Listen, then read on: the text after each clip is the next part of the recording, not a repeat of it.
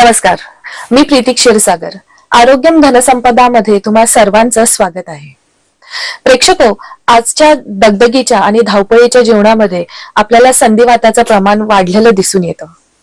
ह्या संधिवातासाठी आपल्याला आता वेगवेगळ्या शस्त्रक्रिया देखील उपलब्ध आहेत. तर ह्या शस्त्रक्रिया ह्या संधिवातावर कशा उपयुक्त आहेत हे आज आपण जाणून घेणार आहोत. आणि त्यासाठी आज आपल्यासोबत डॉक्टर सचिन फिरके हे आपल्यासोबत आज इथे आलेले आहेत. सर नमस्कार. नमस्कार.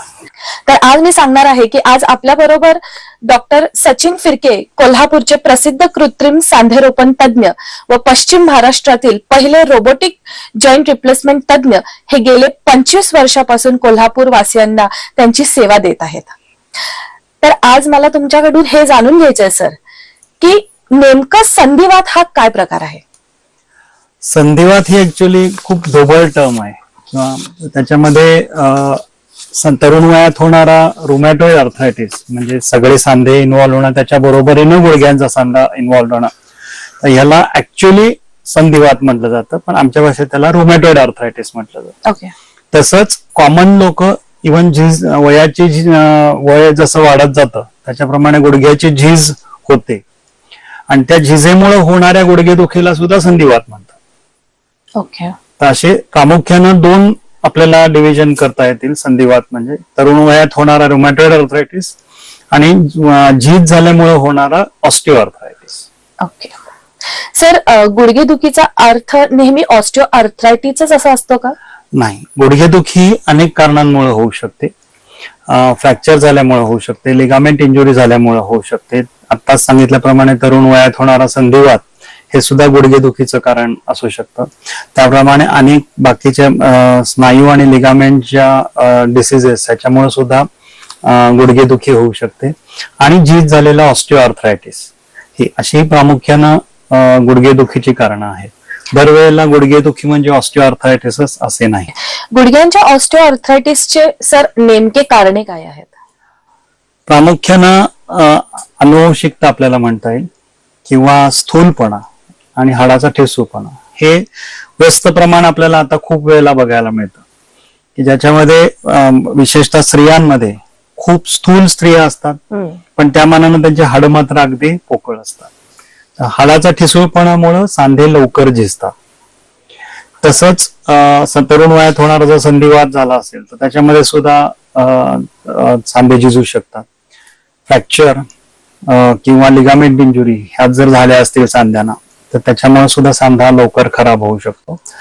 तसंच काही व्यवसाय आहेत ज्याच्यामध्ये सतत खाली बसावं लागतं, उकिडवं बसावं लागतं. उदाहरणार्थ शेतात भांगलण करणाऱ्या स्त्रिया दिवसेंदिवस ते खाली अशा बसून राहिलेल्या असतात, किंवा काही यांच्यामध्ये सतत पायऱ्यांची चढ उतार करायला लागतं, यांच्यामध्ये सुद्धा गुडघ्या झिजायचं प्रमाण हे जास्त होऊ शकतं. सर, गुडघ्याच्या ऑस्टिओ आर्थरायटिसची नेमकी लक्षणे काय आहेत आणि त्याचं निदान कसे होते? गुडघ्याचा ऑस्टिओ आर्थरायटिस हा प्रामुख्यानं 4 स्टेजमध्ये विभागला आहे. Stage 1 to stage 4. यातले पहिली स्टेज 1, स्टेज 2 हे सुरुवातीची लक्षणं दाखवतात. स्टेज 3 आणि स्टेज 4 हे मात्र ऍडव्हान्स किंवा वाढलेली लक्षणं दाखवतात. तर जेव्हा हा आजार सुरू होतो तेव्हा सुरुवातीला काही दैनंदिन जीवन ह्याच्यात कामाची त्यांना सवय नसणारी कामं केल्यानंतर रुग्णांचा पाय दुखायला लागतो. नंतर हळूहळू गुडघ्याच्या वाटेखाली दुखणं वाढत जातं आणि जसं जसं आजार वाढत जातो तसं तसं नेहमी करणारे दैनंदिन जीवनात होणाऱ्या कामांमध्ये सुद्धा गुडघा दुखायला लागतो. त्याच्यानंतर नाईट पेन्स चालू होतात, म्हणजे रात्री झोपल्यानंतर गुडघा दुखणे, म्हणजे तेव्हा तर काही ऍक्टिव्हिटी नसते, काही काम नसते, पण तेव्हा सुद्धा गुडघा दुखायला लागतो. आणि याच्या पुढे जेव्हा बदल होतात तेव्हा मग हाडांची झीज व्हायला लागते. ऍक्च्युअली हाडांचा भाग झिजायला सुरुवात होते आणि मग त्यामुळे सांध्यांचा हालचाली कमी होऊन पायांना बाक यायला सुरुवात होते. पण मला असं विचारायचं आहे की ऑस्टिओ आर्थरायटिस ज्यावेळेस एखाद्याला होतं तर त्यावेळेला त्याच्यावर त्यांनी उपाय काय केले पाहिजे? म्हणजे allopathy is the only one solution का त्याच्याबरोबर तुम्ही आणखीन काय रेकमेंड कराल? हे सोल्युशन आहेच. ॲलोपॅथीमध्ये काही सप्लिमेंट्स दिल्या जातात ज्याच्यामुळे पुढच्यांना प्रोटेक्शन मिळतं. कॅल्शियम, व्हिटॅमिन बी कमी असतं त्याच्यामध्ये, त्या अनुषंगाने केलं जातं. पण सर्वात महत्वाचा उपचार हा एक्सरसाइज आहे. एक्सरसाइज. तर तो एक्सरसाइज आपण दुर्लक्षित करतो. बरोबर. दुसरी गोष्ट स्थूलपणा कमी करणं. कारण गुडघ्यावरती जो काही तुमचा एक्स्ट्रा किलो वाढलेला आहे त्याचा सगळा भार हा गुडघ्यावरती येत असतो. राईट. आणि प्रत्येकाच्या फ्रेम स्ट्रक्चरनुसार म्हणजे जसं उंची आहे त्याच्यानुसार त्यांचं वजनाचं गुणोत्तर ठरलेलं आहे. त्याच्याप्रमाणे त्यांच्या गुडघ्यांचं वजन घ्यायची कॅपॅसिटी ठरलेली आहे.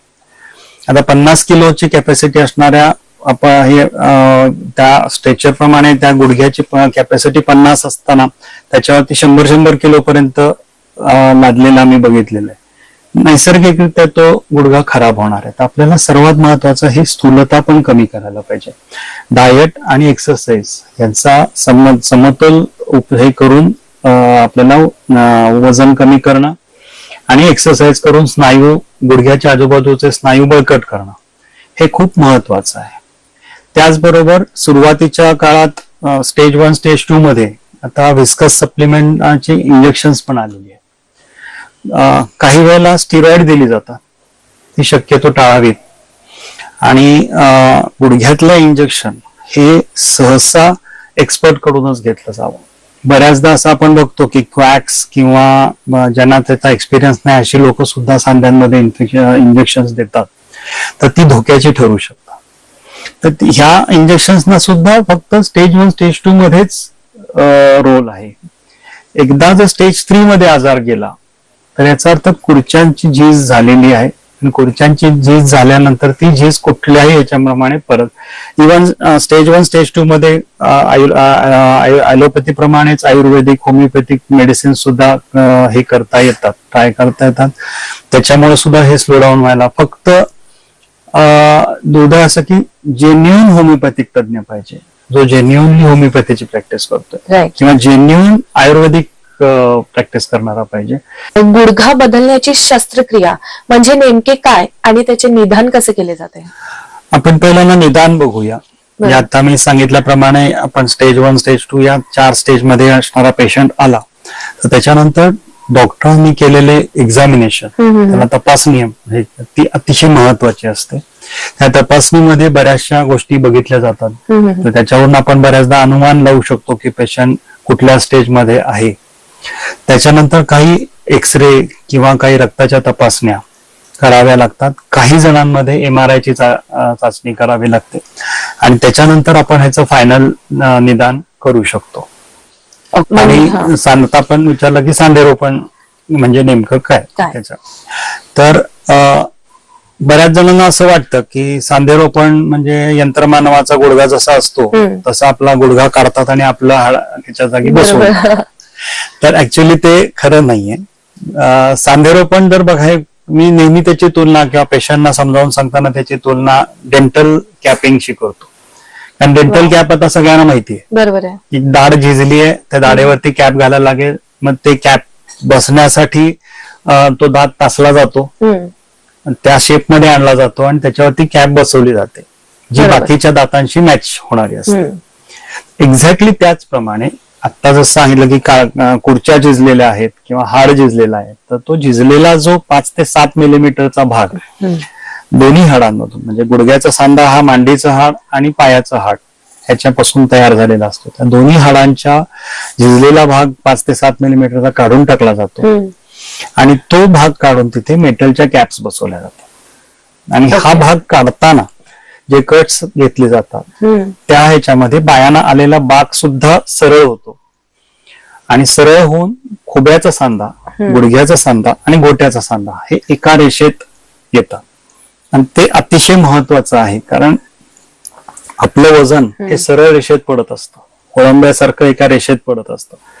पायाला बाक आला बरोबर आहे तर वजन असं जात नाही, ते सरळच जात. तर ते सरळ जाताना ते वजन तिन्ही सांध्यांच्या जर सेंटर मधून जात असेल त्या सेंटर जिथून जात असत त्या भागात आपला सांधा खूप बळकट बनवला गेलाय. तिथल्या भागाच्या हाडांची ठेवण सुद्धा जाड, जे वजन घेणारे भाग आहेत हाडाचे ते सुद्धा जाडसर बनवले गेले. त्यामुळे त्या भागातून वजन जाणं खूप गरजेचं असतं आणि त्यामुळे एफर्टलेस वॉकिंग होतं. ओके. जर वाकड्या पायाने चालताना पेशंट जर बघितला असेल तर त्यांना खूप एफर्ट्स लागतात. बरोबर आहे. तर ते एफर्ट्स बऱ्याचदा सरळ पाय झाले की खूप मोठ्या प्रमाणावरती कमी होतं. सर, मला विचारायचं आहे की रोबोटिक शस्त्रक्रिया म्हणजे नेमकं काय आहे, आणि रोबोट्स गुडघे जेव्हा बदलण्याची शस्त्रक्रिया करतात ते प्रोसिजर कशी असते? आता जर आपण लेटेस्ट डेव्हलपमेंट म्हणून होतं त्याच्यामध्ये रोबोटिक रिप्लेसमेंटचा उल्लेख करता येईल. रोबोटिक ह्याच्यामध्ये आपल्या सर्जन रोबोला प्लॅन आणि कमांड देत असतो. म्हणजे रोबोला आर्टिफिशियल इंटेलिजन्स नाही, म्हणजे त्याला स्वतःचा मेंदू नाहीये. बरोबर आहे. त्यामुळे सगळं फिडिंग हे सर्जनला द्यावं लागतं. त्याप्रमाणे जो प्लॅन केलेला असतो तो रोबोला फीड केला जातो. आणि मी आताच सांगितल्याप्रमाणे जे कट्स घ्यायचे असतात राईट, ते कट्स आम्हाला रोबो त्या प्लॅन नुसार करून देतो. ओके. त्यात म्हणजे जसं कमांड देण्यासाठी आणि प्लॅन देण्यासाठी सर्जन गरजेचा आहे. त्यामुळे man behind the machine is most important. म्हणजे चांगल्या सर्जनचा रोबो पण चांगला काम करणार, वाईट सर्जनचा रोबो पण वाईट काम करणार, आणि त्याला फिल्टर काही नाही. म्हणजे बऱ्याचदा काय होतं, लोक डिस्कव्हरीवरती वगैरे याच्यावरती कार बनवणारे रोबो बघत असतात, ज्याच्यामध्ये एका पट्ट्यावरती वेगवेगळे स्पेअर पार्ट चाललेले असतात आणि ते रोबो उचलून जोडत जातात फिट करत जातात आणि दुसऱ्या बाजूच्या पट्ट्यावरून तयार झालेली कार बाजूला पडते. ऍक्च्युली तसं शस्त्रक्रियेमध्ये तसं होत नाही. मी आताच सांगितल्याप्रमाणे कमांड आणि प्लॅन हा सर्जनला द्यावा लागतो. बरोबर. तसंच रोबो जेव्हा काम करत असतो तेव्हा सर्जनला डोळ्यात तेल घालून तो काही चुकीचं करत नाही ना हे बघत, कारण ते जे कट करत असतो ते आम्हाला सर्जनला समोर स्क्रीनवर दिसत असतं, प्रत्यक्ष तिथे पण दिसत असतं. बरोबर आहे. त्यामुळे ते सगळं मॅन्युअल मॉनिटर करावं लागतं. आणि कट्स घेण्याचं काम रोबोचं झाल्यानंतर मग त्याला फिनिश टच करणं आणि कॅप्स बसवणं म्हणजे सांधेरोपण करणं हे सर्जनचंच काम आहे. तो रोबो करत नाही. रोबोचं काम आहे फक्त कट्स घेणे, शेवट हे. पण त्यामुळे बऱ्याच लोकांना असं वाटत असतं की रोबो थिएटरमध्ये काम करत बसलाय आणि सर्जन बाहेर कॉफी पित बसलाय. तेही बरोबर नाही. सर्जनला रोबोच्या बरोबरीनं तिथे उभा राहून तो व्यवस्थित काम करतोय का नाही हे बघावं लागतं. जे कट्स आहेत ते रोबो घेऊन देतो. बरोबर. म्हणजे रोबो कट्स घेतो आणि त्याला फिनिश करून जॉईंट रिप्लेसमेंट किंवा पुढची प्रक्रिया सगळी सर्जनला करावी लागते. एक्झॅक्टली. हे रोबोटिक शस्त्रक्रियांमध्ये. मॅन्युअल शस्त्रक्रियांमध्ये हे जे कट्स घेतले जातात हे मॅन्युअली, म्हणजे तिथे वेगळ्या प्रकारचे स्पेशलाइज झिग असतात. त्या झिगच्या मदतीनं, म्हणजे झिग म्हणल्या म्हणजे त्याला आपण विशिष्ट पद्धतीनं कट घेण्यासाठी ते मोल्ड्स तयार केलेले असतात. त्याच्या मदतीनं कट्स हे व्यवस्थितरित्या घेतले जातात. ते सर्जन स्वतः हाताने हँड सॉ असतात आमच्या, त्या बोन सॉच्या मदतीने ते कट्स सर्जन स्वतः घेतो आणि त्याच्यावरती जॉईंट रिप्लेस हे स्वतः करतो. पण आत्ताच सांगितल्याप्रमाणे man behind the machine is most important. त्यामुळे बऱ्याचदा आता माझा एक जवळजवळ 500-550 रोबोटिक शस्त्रक्रियेचा अनुभव नंतर मी एवढं हे सांगू शकतो की अनुभवी सर्जनच्या मॅन्युअल किंवा रोबोटिक याच्यामध्ये फारसा रिझल्ट मध्ये फरक पडत नाही. ऑलमोस्ट दोन्हीचे हे सेमच असतात. सर, तो रिकव्हरीचा टाइम किती लागतो म्हणजे ही शस्त्रक्रिया झाल्यानंतर? साधारण दोन्ही, म्हणजे मॅन्युअली किंवा, कारण शेवटी कसं आहे की रोबो हे करताना सुद्धा सांधा ओपन करून देणं हे सर्जनलाच करावं. सर, खुब्याचे हे सांधे कशामुळे बदलावे लागतात? खुब्याचे सांधे आपल्या देशामध्ये बऱ्याचदा एव्हीएन या आजारामुळे, म्हणजे अवॅस्क्युलर नेक्रोसिस या आजारामुळे बदलावे लागतात प्रामुख्याने. त्याला बाकीचे फ्रॅक्चर इतर कारण पण आहेत, पण जास्त करून कारण जर आपण बघितलं तर हे एव्हीएनचं देत आहे. आता हे एव्हीएन होतो कशामुळे, तर आपल्या देशामध्ये त्याचं प्रमाण खूप जास्त आहे. हा लिव्हरच्या आजारामुळे होऊ शकतो, किंवा धूम्रपान किंवा अल्कोहोल घेण्याचं प्रमाण जास्त असेल त्याच्यामुळं एव्हीएन होऊ शकतं. स्टिरॉइडचं प्रमाण काही ह्याच्यामध्ये आपल्याकडं क्वॅक्स आणि ह्याच्यामधून बरेच वर्ष लोक ट्रीटमेंट घेत राहतात, त्याच्यामध्ये नकळत स्टिरॉइड घेत राहतात आणि त्याच्यामुळे सुद्धा खुबे खराब होऊ शकतात, खुब्याचा बॉल खराब होऊ शकतो. आणि कोविडमध्ये याचं प्रमाण पण बऱ्याच प्रमाणात वाढलेलं आहे, कारण कोविडमध्ये कोॲग्युलोपॅथी मानली गेली, म्हणजे अचानक कोयाग्युलोपॅथी म्हणजे रक्तवाहिन्यांमध्ये गुठळ्या तयार होणं. अच्छा. आणि अव्हेस्क्युलर नेक्रोसिस म्हणजेच बॉलचा रक्तप्रवाह थांबल्यामुळं, म्हणजे खुब्याचा बॉल असतो, बरोबर आहे. त्याचा रक्तप्रवाह थांबल्यामुळे तो बॉल खराब होतो आणि मग पर्यायानं खुबा पण खराब होतो. ओके. तर तशीच कोयाग्युलोपॅथी त्या रक्तवाहिन्यांमध्ये पण झाल्यामुळं, जसं आपण कोविड नंतर हार्ट अटॅकचं प्रमाण वाढल्याचं बघतोय, तसंच खुब्याचं सांधे खराब होण्याचं प्रमाण पण वाढलेलं आहे. तर ह्या मेजर कारणांमुळे खुब्याचा सांधा बदलावा लागू शकतो. आत्ताच आपण बघितल्याप्रमाणे ऑस्टिओआर्थरायटिस मध्ये वयोगट हा साधारण 50 ते 60च्या पुढचा असतो. बरोबर. पण दुर्दैवानं खुब्याचे सांधे किंवा अव्हेस्क्युलर नेक्रोसिस या गटामध्ये 20व्या वर्षापासून 50व्या वर्षापर्यंत कुठल्याही वयात हा होऊ शकतो. आणि दुर्दैवानं या पेशंट्सना फार लवकर सांधेरोपण शस्त्रक्रियेला सामोरं जावं लागतं. सर, जसं की तुम्ही आता सांधेरोपण बद्दल बोलला, तर सांधेरोपण शस्त्रक्रियेनंतर लोकांना काय गैरसमज आहेत? बऱ्याच वेळेला लोकांना असं वाटत राहतं की सांधेरोपण झाल्यानंतर पेशंट चालू शकणार नाही, पेशंटला वेदना होतील, पेशंटला पूर्वीसारखा राहणार नाही. बरोबर. तर तसं न होता जर आपण कुठला सांधा वापरलाय, क्वालिटी ऑफ द जॉईंट आणि किती एक्सपिरियन्स असणाऱ्या सर्जन कडून करून घेतलेला आहे, ह्या दोन गोष्टी रिझल्टला खूप महत्वाच्या असतात. सर, आता आपण ह्याच्यावर सांधेरोपणवर चर्चा करतच आहोत, पण गेल्या काही दशकांमध्ये सांधेरोपणचं प्रमाण खूप जास्त वाढलेलं आपल्याला आढळून येत आहे. तर ह्याची काय कारण आहेत, तुम्ही काय सांगा? गेल्या काही दशकांमध्ये सांधेरोपणातल्या टेक्नॉलॉजी झपाट्याने बदलली आहे. बरोबर. आता सांगायचं म्हटलं तर 25 वर्षापूर्वी माझं जेव्हा शिक्षण चालू होतं त्यावेळेला मुंबई सारख्या शहरामध्ये सुद्धा अपवादात्मक सांधेरोपण शस्त्रक्रिया व्हायच्या. त्यामुळे मला सांधेरोपणाच्या ट्रेनिंग करता त्यावेळेला इंग्लंडला आणि जर्मनीला जावं लागलं, कारण आपल्या देशात त्या मोठ्या प्रमाणात एवढ्या सर्जरी होतच नव्हत्या. बरोबर. तिकडे ट्रेनिंग घेऊन परत आल्यानंतर कोल्हापूरमध्ये मी सांधेरोपण शस्त्रक्रिया चालू केल्या. आणि आता 25 वर्ष डाऊन द लाईन मला सांगायला अभिमान वाटतो की आता मी काही कार्यशाळांमध्ये सुद्धा इन्व्हॉल्व असतो, जिथे रेग्युलरली नवीन सर्जन्सचं ट्रेनिंग होत असतं. त्यामुळे पुणे, कोल्हापूर अशा शहरांमध्ये सुद्धा नवीन सर्जन्स सांधेरोपणाचं ट्रेनिंग अवेलेबल आहे, तिथं ट्रेन होत आहेत. आणि अगदी टाईप 3 सिटीज मध्ये पर्यंत सुद्धा सर्जन्स आणि फॅसिलिटीज सांधेरोपणाच्या आज अवेलेबल झालेल्या आहेत. तर नैसर्गिकरित्या जेव्हा फॅसिलिटी अवेलेबल नव्हत्या तेव्हा होणारं प्रमाण आणि फॅसिलिटी अवेलेबल झाल्यानंतर होणारं प्रमाण हे वाढलंच आहे. त्यामुळं ऍक्च्युली हा प्रॉब्लेम खूप कॉमन आहे. प्रत्येक घरात ऍटलिस्ट एक जोडी पायांची खराब झालेली आहे असं म्हटलं तरी काही अवघड ठरणार नाही. जसं मोतीबिंदू शस्त्रक्रिया आहे की लोकांची तयारी असते की मोतीबिंदू झाला की आपल्याला 50-60 नंतर डोळ्याचं ऑपरेशन करून घ्यावं लागणार आहे. अर्थात त्याचप्रमाणे सांधेरोपण सुद्धा तेवढंच कॉमन झालेलं आहे आणि त्याची फॅसिलिटी अवेलेबल झाल्यामुळं आता त्याचं प्रमाण वाढलेलं आहे आणि पेशंट त्याचा फायदा घेऊन आत्मनिर्भर जीवन जगत आहे. तर मला तुम्हाला एक विचारायचं आहे की संधिवात आणि सांधेरोपण या संदर्भात आज समाजामध्ये बरेचसे मिथ्स म्हणजे समज गैरसमज आहेत. तर ह्या संदर्भात तुम्ही तुमचा काही असा जवळचा एक्सपिरियन्स शेअर करू इच्छिता का? काही हे सांगायचं म्हटलं तर माझाच एक मित्र नेहमी ते रेग्युलरली ज्योतिबाला जातात. दर रविवारी कोल्हापूरातून बरेच जण ज्योतिबाला जातात.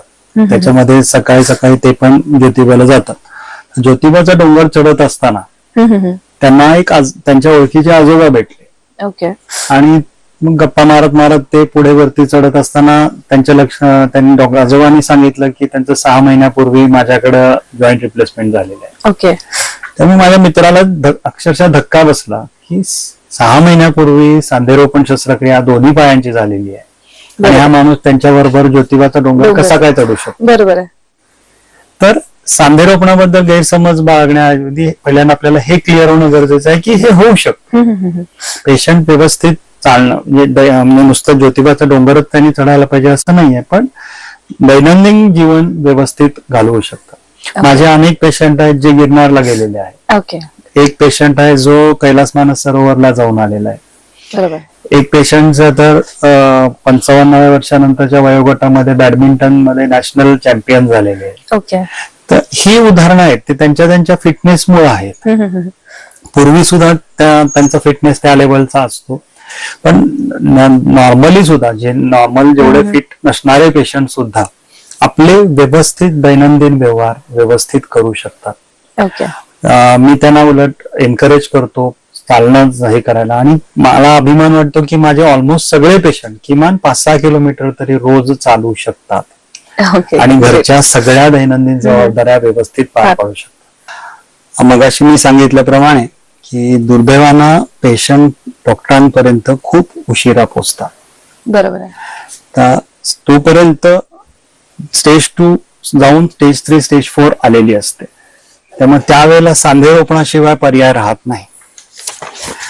तर मला प्रेक्षकांना हेच सांगायचं की सुरुवातीची लक्षणं दिसल्या तुम्ही डॉक्टरांचा सल्ला घ्या, म्हणजे आपल्याला स्टेज 1 आणि स्टेज 2 मध्येच हा आजार रोखता येईल.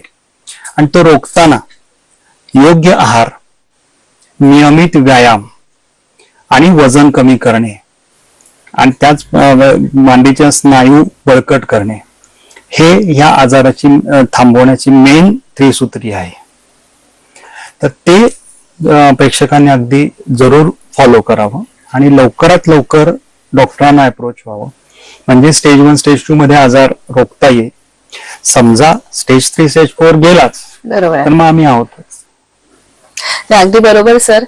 तुमचे खूप खूप आभार की तुम्ही वेळात वेळ काढून आला आणि तुम्ही अगदी उत्तमरित्या संधिवात, सांधेरोपण, रोबोटिक शस्त्रक्रिया आणि हिप रिप्लेसमेंट ह्याबद्दल तुम्ही अगदी अचूक माहिती आमच्या प्रेक्षकांना दिली आणि तुम्ही इथे येऊन आम्हाला त्याची काय काळजी घ्यायची आहे हे आमच्या प्रेक्षकांना सांगितलं. आताच्या नवीन पिढीला तुम्ही एक चांगला संदेश देखील दिला, त्याबद्दल तुमचे खूप खूप आभार. धन्यवाद. थँक्यू.